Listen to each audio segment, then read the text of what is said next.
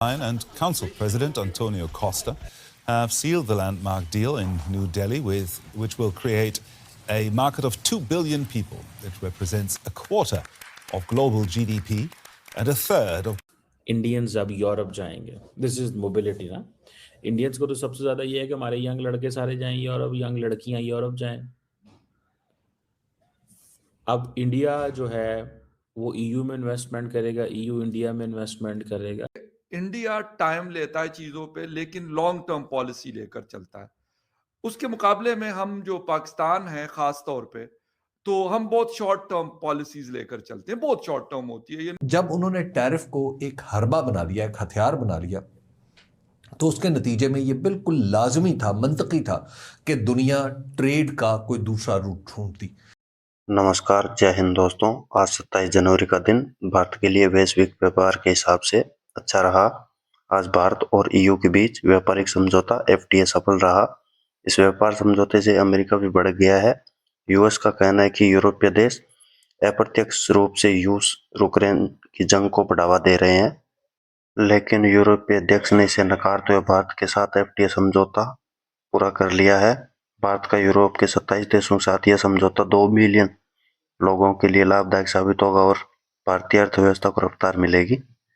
इस समझौते के तहत यूरोप से आने वाली लग्जरी गाड़ियां व वाइन पे कम टैरिफ लगेगा।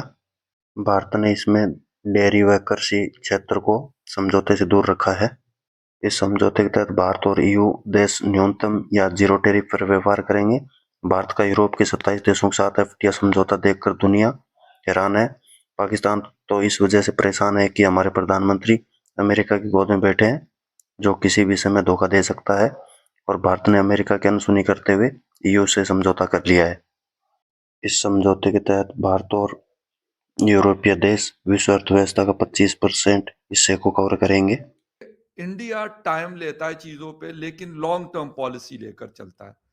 उसके मुकाबले में हम जो पाकिस्तान है खास तौर पे, तो हम बहुत शॉर्ट टर्म पॉलिसीज लेकर चलते हैं. बहुत शॉर्ट टर्म होती है. यानी अगर शहबाज शरीफ प्राइम मिनिस्टर है, तो अगर उनकी 2 साल है या 1 साल है, उसमें कुछ जो छोटा मोटा हो सकता है फॉरेन पॉलिसी के हवाले से, तो उसी को लेकर वो कहेंगे क्या बात है, ये मेरी सबसे बड़ी कामयाबी. यानी 2007 और 2026, यानी उस वक्त मोदी साहब की हुकूमत भी नहीं थी, उस वक्त सिलसिला स्टार्ट हुआ है. 2012 में गालिबन नरेंद्र मोदी साहब पहली दफा प्राइम मिनिस्टर बन गए थे इंडिया के. अब उस वक्त से सिलसिला शुरू हुआ. कितनी हुकूमतें आई, 3rd टर्म तो मोदी साहब की है. मतलब एक मुस्तकिल मिजाजी की एक एग्जांपल है हम सबके सामने. मतलब एज ए पाकिस्तानी मैं इस पे अपना आर्गुमेंट्स दे रहा हूं. एक बात ये हो गई. दूसरी चीज ये हो गई कि इस वक्त दोनों तरफ, ईयू भी एंड इंडिया भी, मैं कहूंगा कि अमेरिका या खासतौर पे डोनाल्ड ट्रंप की अगर मैं बात करूं, इस वक्त पूरी दुनिया को वो सता रहे हैं. मैं सिर्फ इन दो के नाम, लेकिन इन दो को ज्यादा टारगेट किया है. ग्रीनलैंड, यूक्रेन, पता नहीं क्या क्या बातें, अब नेटो को हवाले से बातें हो रही हैं. दूसरी तरफ इंडिया के ऊपर जो डबल टैरिफ आपने लगाया हुआ है, ये ज्यादती है. मतलब क्यों, किस वजह से? सिर्फ इस वजह से कि जी आप वहां से रशिया से ऑयल खरीद रहे हो. दूसरी बात यह कि आप हमारी इस हाँ में हाँ नहीं मिला रहे हैं कि जी आपके और पाकिस्तान के दरमियान मैं मीडिएटर था, मैंने सीज फायर करो. ये 2 मेन चीजें. इसके अलावा इंडिया और अमेरिका के दरमियान कोई तीसरी चीज कम से कम मेरी नॉलेज में नहीं है कि कोई अगर हो तो डॉक्टर साहब बता सकते हैं या हमारे व्यूवर्स यहाँ पे उसको लिख सकते हैं. यानी इन 2 चीजों के ऊपर आप एक इतने बड़े पार्टनर को खोने के लिए तैयार हैं. मतलब सोचने वाली बात है. मुझे तो नहीं समझ आ रही कि डोनाल्ड ट्रंप साहब कौन सी पॉलिसी लेकर चलना चाहते हैं दुनिया में. इससे पहले भी बहुत सारे प्रेसिडेंट गुजरे हैं अमेरिका, 200-250 साल हुए हैं उसको बने हुए. तो मतलब ये वाली चीज तो गालिबन किसी ने भी नहीं लेकर चला होगा या चली होगी कि इस तरह का सिस्टम देखा हो हमने, या उसकी हिस्ट्री में कोई इस तरह की चीज मौजूद. वो ईयू को भी धमकियां दे रहे हैं, वो बाकी दुनिया में भी किसी को नहीं छोड़ रहे हैं.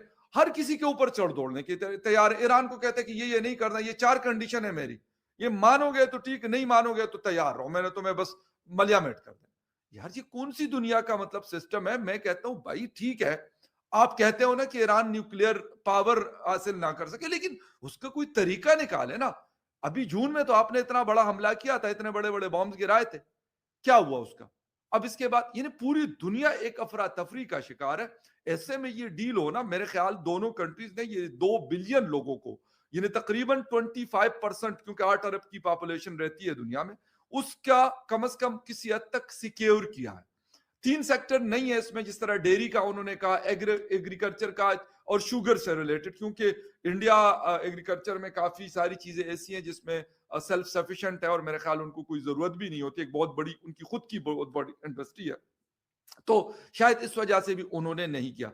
दूसरी जो बात भी है, इस वक्त दोनों कंट्रीज के दरमियान, यानी 2 EU प्लस इंडिया की मैं बात करूं, कंट्रीज 27 ब्लॉक के दरमियान जो ट्रेड हो रहा है, that is 136 billion US dollar.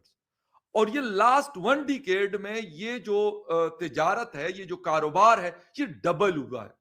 यानी इससे पहले ये जो कारोबार था, ये तकरीबन जो था वो कोई मतलब 70 के करीब या मतलब इसके 59 या 69 या 70 बिलियन डॉलर के करीब चलता था।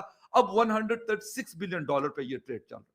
ये एक बहुत बड़ी मेरे ख्याल में चीजें हैं। हाँ, हमें इस वक्त पता है क्या चीज करनी पड़ेगी। अगर हम कहते हैं कि हम डोनाल्ड ट्रंप के शर से महफूज रहें, उसके लिए हमें ये लोकल, मतलब ये लोकल ब्लॉक तो खैर नहीं है EU और इंडिया का, लेकिन लोकली भी हमें इस तरह की चीजों की तरफ जाना पड़ेगा।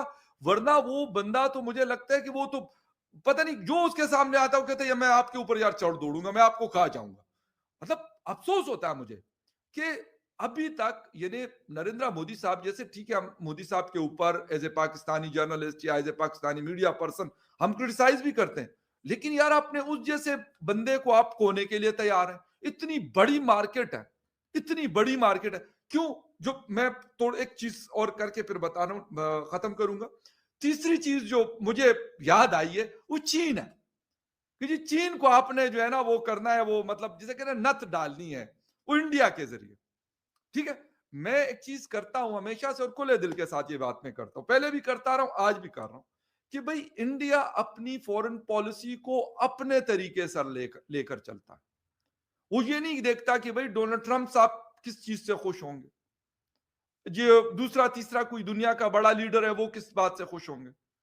और इस वक्त इस दौरान EU के साथ डील और प्लस चाइनीज प्रेसिडेंट का जो ट्वीट या मुबारकबाद जो इस पे रिपब्लिक डे पे दिया उन्होंने, कि हम 2 अच्छे नेबर्स हैं, ये हेडलाइंस बनी है इंटरनेशनल मीडिया में। ठीक है, तो मेरे ख्याल में इस वक्त जो प्रेशर रहा इंडिया के ऊपर, जो लास्ट 7 महीनों से चल रहा था, मुझे लग रहा है कि इस डील के बाद, क्योंकि इसको पाकिस्तानी मीडिया में किसी चैनल ने इस डील को नहीं छोड़ा, सब ने बड़ी और कुल के बात हुई है इसके ऊपर, और सब ने लिखा इसको mother of all deals. Pakistani media की बात कर रहा हूं, आप बेशक पाकिस्तान का इंग्लिश मीडिया देख लें या उर्दू मीडिया देख लें, दोनों में आपको ये टॉप हेडलाइंस में नजर आ रही है चीज। तो देखें, ये चीज बेहतर है मेरे ख्याल में। अगर थोड़ा सा अगर जो डोनाल्ड ट्रंप साहब की जिस तरीके की सोच है, मुझे तो लगता है कि हो सकता है कि इंडिया और पाकिस्तान में आपस में बैठ जाए, क्योंकि जो मतलब जो सोच वो लेकर चल रहे हैं ना, मतलब हर किसी पे चढ़ दौड़ने की, मुझे तो लगता है कि अब चीजें शायद इधर कुछ थोड़ी सी नॉर्मलसी की तरफ जाए। लेकिन डोनाल्ड ट्रंप साहब की अगर तारीफ आप नहीं करेंगे तो फिर आप उनका सबसे बड़े दुश्मन। बाकी आप कुछ भी कर रहे हैं उनको नहीं नजर आएगा, लेकिन अगर आप उनकी तारीफ करेंगे, उनको खुशनुमाई करने का बड़ा शौक है और बड़ा अच्छा लगता है उनको। तो बेसिकली सारे के सारे जो लोग हैं वो तो आ ही इंडिया रहे हैं। पहले अमेरिका ने तमाम यूरोपियंस को, वेस्टर्न्स को राह दिखाया इंडिया का, और फिर इंडिया को 50% टैरिफ टाइट कर दिया, बाकियों को भी टाइट कर दिया। एंड देन क्या हुआ? देन ये हुआ कि ये जितने मुल्क हैं इन सब ने ये सोचा कि अब हम चाइना की तरफ भागते हैं। उन्होंने कहा चाइना की तरफ जाओगे तो जो मेरे तुम्हारे एग्रीमेंट है वो मैं आपको उस पर टफ टाइम दूंगा, तो वो फिर इंडिया की तरफ आ गए। तो ये सारी की सारी जो यूरोपियन यूनियन जो है, इसने जो ट्रेड डील की है दिल्ली के साथ, दिस इज ऑल अबाउट एक वो प्रेशर है बहुत बड़ा कि अब क्या करें, किधर जाएं। अब जो अर्सुला वॉन डर लेयन है वो कह रही हैं कि उसके बारे में मोदी साहब कह रहे हैं कि she is an inspiration. Antonio Costa जो पोर्चुगल के उसको पोर्चुगल का गांधी कहा जाता है, ठीक है ना जी। तो आप यहाँ से अंदाजा लगाएं कि क्या जो है ना वो वैल्यू है। सो बेसिकली इंडिया की जो बड़ी मार्केट है ना, that is something what they are looking for.